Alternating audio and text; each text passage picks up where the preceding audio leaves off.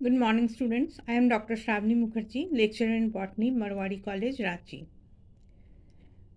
Today's chapter is Chapter 2, Biological Classification, and Lecture 42. In this lecture, students will solve some multiple choice questions. Now, the question number 1. All eukaryotic unicellular organisms belong to. इसका answer होगा students Monera. इसके पहले मैं एक बात आपको बता दूं कि चॉइसेस बहुत सारे थे, जैसे 4 चॉइसेस थे, लेकिन मैंने जो सही चॉइस है सिर्फ उसी को इंक्लूड किया ताकि आपको एकदम इसका परफेक्ट आंसर याद रहे.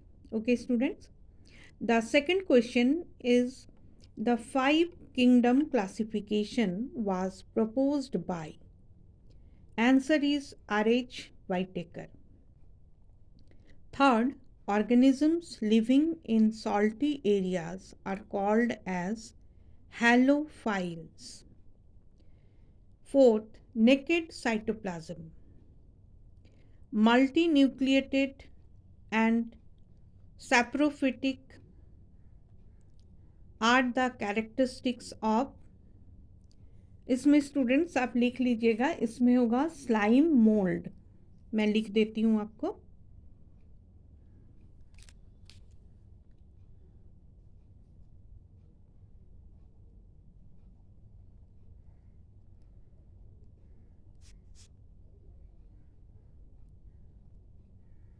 Okay. Now the fifth. An association between roots of higher plants and fungi is called.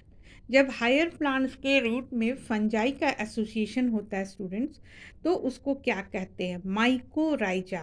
Students आप याद रखेंगे कि माइको मतलब होता है फंजाई एंड राइजा मतलब होता है root. Number 6, a dikaryon is formed when the two haploid cells do not fuse immediately. Dikaryon का मतलब है एक ही सेल बट विथ 2 न्यूक्लियस. ठीक है, तो जब डाइकैरियन फ्यूज नहीं करते हैं, यानी 2 न्यूक्लियस या 2 सेल जब फ्यूज नहीं करते हैं और अपने अपने न्यूक्लियस के साथ एक ही में रहते हैं, तो उसको डाइकैरियन कहते हैं. Contagium vivum fluidum was proposed by. Answer, M.W. Bejernik. Mycobiont and phycobiont are found in lichens.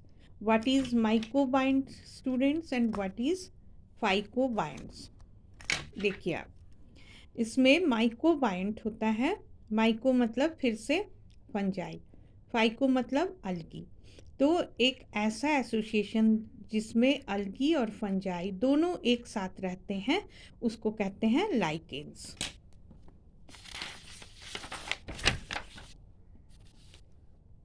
Now the question number 9.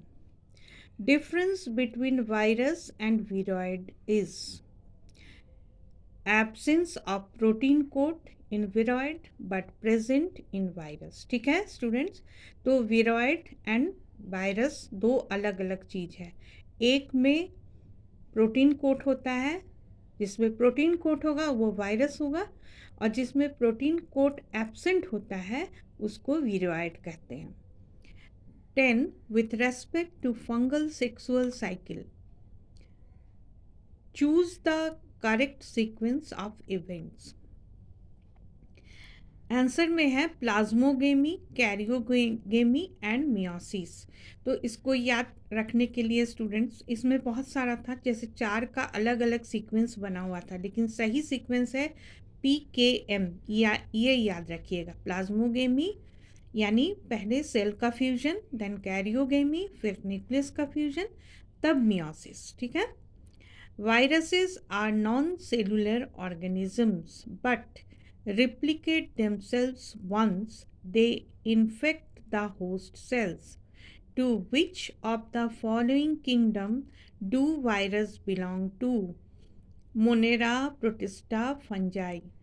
And none of the above. तो आप जानते हैं कि इसमें कोई भी वायरस किसी भी किंगडम में नहीं आ रहा है। Members of phycomycetes